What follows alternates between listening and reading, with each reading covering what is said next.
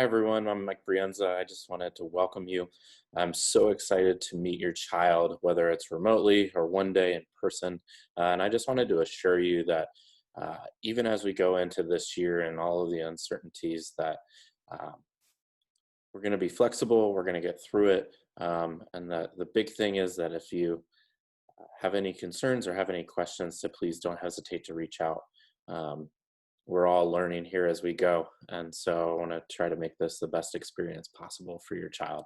Okay, a little bit about me. I grew up in Upper Arlington, but I've lived in Columbus my whole life. I graduated from Ohio University and I'm a Bobcat through and through. This is my sixth year at Thomas Worthington, and I teach English 1, Senior Comp, and Yearbook, but you can also find me advising the senior classes, senior class advisor with Student Council. My wife also gets to work at Thomas Worthington, and she is an academic assist for social studies, so you can find her in the Card Center helping students with history. So if your child needs any help, she is a great resource to be able to get help from. I really enjoy reading and writing. I was not much of a reader during high school, and so when I got to college, I read The Lord of the Rings for the first time and then completely fell in love with reading. And so it's really cemented my belief that the right book in the right hands can do a lot for somebody and turn them into a lifelong reader. And so that's really formed my philosophy around teaching that with choice and with the right books or the right resources, that um, books and writing can really become real and meaningful for students. My wife and I really enjoy the outdoors. We go hiking and camping as much as we can. You can see in this picture we're at Grand Tetons National Park.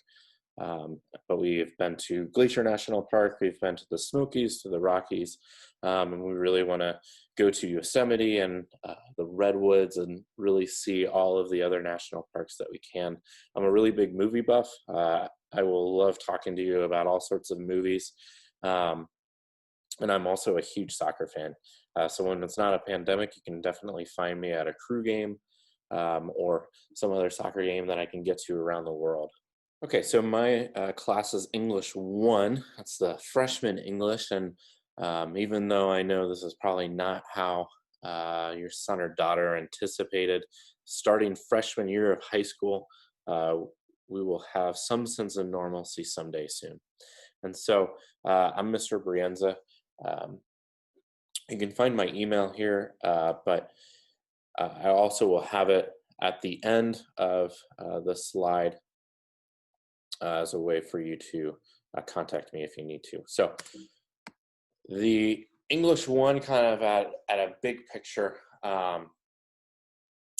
if you look at the chart here on the right side, this is really how we try to function our class. So um, when it's teacher picks 100% of the books, um, student engagement typically goes down. But when there's a combination of choice reading with whole group class texts, when there's independent reading and book clubs, we see huge spike in student engagement with reading. And so the class is really structured around giving students as much choice as possible. So the main text that we read, though, as a class together, is we'll read passages from The House on Mango Street and To Kill a Mockingbird. We'll be reading Romeo and Juliet this year together, but they're also going to get a lot of opportunities to work with a choice novel on their own, book clubs as part of the project, but we also really believe in the importance of choice reading each day. And so the whole goal is that if students are able to pick books that have similar interests as them, if they're able to find books that they're passionate about, uh, things that they're passionate about, they're going to really engage way more. And so the 20 minutes a day is the goal. And my goal is to try to find books that they're going to be really interested in. So if a book isn't really working for them, I don't want them to just stay with it if they feel like it's just a pain. and they're not liking it after a certain amount of time, but of trying to find books that really work for them, that are on their reading level, that are in their interests. And so I'll do book talks very regularly. We'll always have book talks on Fridays, where they get an opportunity to hear books that might interest them. But the other thing on Friday is that throughout the week, they'll be reading 20 minutes a day, but they'll also have a journal prompt that they'll be completing during that Friday class on their reading, to really track what they're reading, to be able to process what they've been reading. But the real big goal is to try to get them choice novels every quarter, so that they're really finding a love for reading. For grading, so my grading is broken down into three kind of categories here. So it's level 1, level 2, and level 3. So if you look on the right side here, the semester grade is calculated through 40% of each quarter, and then 20% for the semester exam. With level 1, it's more of practice. So that's going to be anywhere between 0 and 15 points. It's little things that are building skills that we're wanting them to master. And so it might be homework, it might be class activities, it could be just even participation. With level 2, this is in those kind of formative assessments. So, it's more of 15 to 30 points. So you might have drafts of your writing. It might be other writing that we're just wanting to check in on to make sure you've mastered the skills. It might be even quizzes. And then the level 3, that's where you're thinking of those assessments. So it's going to be anywhere between 30 and 150 points, and really extreme examples for 150. But this is where it's tests, it's projects, it's essays that they're writing. But the big thing is that we want to know that they have shown mastery. And so if you score under a 70% on these assignments, you're required to revise. And everyone will always have the option to revise, but it's the expectation that if you're in a 70 or below, that you're going to revise. You're going to conference with us, and we're going to make sure that this is a skill that you've really mastered. On another note, with cheating, with plagiarism, with copying anyone else's work, putting your name on a work and claiming it as your own, stealing answers and quizzes, that's all cheating, and it would all be an automatic 0. But I'm hoping and expecting that won't ever be an issue in our class. A typical class period, for at least for remote, I hope is that in hybrid it would function a lot the same, but in terms of remote, they're going to get, students will have a weekly calendar on Schoology every Monday. We'll always open and close class with Zoom. So it might be that it's a work day, and we just check in the beginning of class for like the first 5 minutes, and then there's a check-in at the end of class for the last 5 minutes. But that during that time that I'm available, that students can get help. They can just pop in if they have a question. But being able to work with students and be available during that time. Class is going to be really highly interactive. It's really student focused.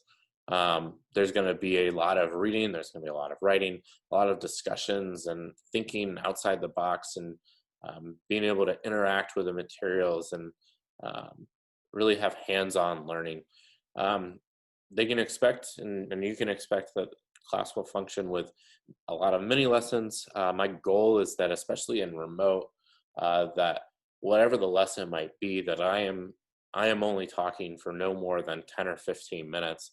And then they're being able to really get a time to work in a group, to be able to do independent work, to be able to do breakout sessions, to have things that it's really interactive and it's keeping class moving.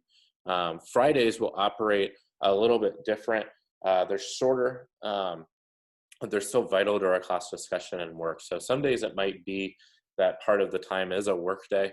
Other times it might be that it's a mini lesson of some sort. But they'll always have on every Friday a journal prompt for their reading for the week. So the expectation is that they're reading 20 minutes a day all throughout the week. And then on Friday, we will have a journal prompt come up during our Zoom class, and they'll have the class period to be able to finish it. To give you an idea here of what I was talking about, you can see the remote learning schedule here. I teach English 1 on periods 2, 6, and 8, but there's also a connections time as well. So when the connections time, that's probably the best time to be able to get help for the student. So that always takes place every day from 8 to 8:50, and that's 11:20 to 12:50. So this is a great place to be able to um, check in with me.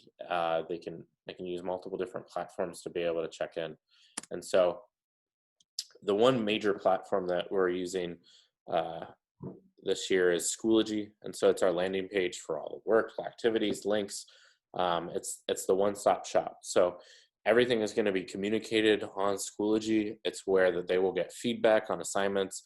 It's where they will see their grades alongside Infinite Campus as well. But it's also a way for students to organize and submit their work, and being able to figure out if they missed class to be able to access that resource, and the resources that we went over in class, they can access it right there in Schoology. The biggest tips I have as we kind of enter this remote learning, is having a really designated spot for your child's learning. So that's sitting at a desk or a table. Try not to sit in bed or on the couch, but have a spot that it's dedicated to school. They should also try to keep a consistent schedule and stay organized. Having a planner is huge, and being able to even use a phone planner if that works better for them. I personally love to have physical planners.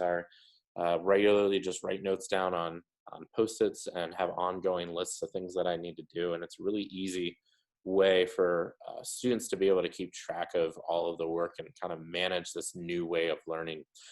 Um, Making sure that alongside uh, the importance of learning and being in class, and whether that's in person, hybrid, or Zoom, um, that it's important that students are having fun, that they're getting up and moving throughout the day. Um, and we're going to really try to make that happen even in our class, to be able to do things that are interactive, that get them up and not just stare at a screen all day. And then the last tip I have is just to be regularly communicating. If there's that is for the student especially. I think as they now have entered high school, trying to put um, more priority on having them communicate with me as the teacher, and that it's um, that is the first communication. That if there's something going on, if they're not sure about something, if they have a question, that they're the one that's reaching out to me first, and that we as um, teacher and parent are partners in trying to um, make this learning as successful as possible. And so, especially as we're not sure of how this year is going to look, I assure you that I'm going to be flexible, that I'm going to be willing to work with you, to be working to try to challenge your child and have them grow and learn, but also have the opportunities regularly to get help to get better. So with communication, I'm available during connections from 8 o'clock to 8:50 and 11:20 to 12:50. So that's really a good opportunity for, especially your student, if they have questions, if they're having trouble with something, uh, they can sign up for conferences. The link will always be in the weekly calendar, but it's also on the syllabus, and it'll always be featured at the top of the Schoology page. And we can set up a conference for Zoom. We could do Google Chat for instant messaging. They can also email me um, as a way to get in touch as well. I'll check my email and respond between 7:30 and 3:30 each day. You should expect a response within 48 hours, but it typically is a lot sooner. I try to make sure that if you had emailed the night before, that I was responding the next day. And so my email is mbrienza@wscloud.org. It's just first initial and last name. And so if you ever need to contact me, that is really the best way. For my phone number, I have it listed on here, and that's through the school. And so typically, if you would call, it would go to a voicemail, and then I would return your call the next day. Thank you for your time. I'm really excited to get to know your student. I'm really excited to work with you and work with your child this year. It's going to be a great year. Thank you.